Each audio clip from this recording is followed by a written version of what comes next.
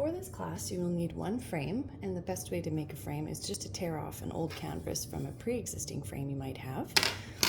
You will need at least one piece of heavy watercolor paper. My preference is 140-pound heavy paper, but any multi or mixed media paper will do. You will need a good amount of yarn. I would say get a skein or like a full thing of wool, that way you don't run out. I would use yarn versus embroidery thread because it's too skinny, unless you're going with a smaller hoop.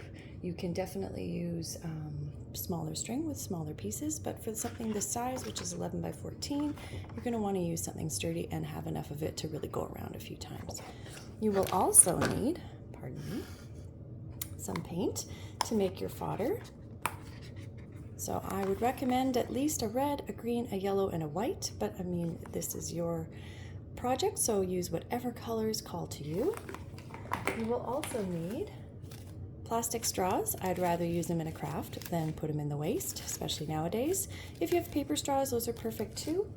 You will need coffee filters. You can use white coffee filters or bleached, or you can use brown unbleached coffee filters, which I will show you today. You can maybe want to have on hand a glue stick or some tape. You will definitely need a roll of green low-tack painter's tape, scissors or pliers, because you will be cutting a little bit of wire as well. If you don't have wire, I will show you how to get around it. You could use pipe cleaners as well if that's what you have on hand. Definitely, this is the basics class, so materials are kind of easy to swap in. If you don't have something, don't worry, it's pretty basic. The only thing you may have a problem with is painting your coffee filters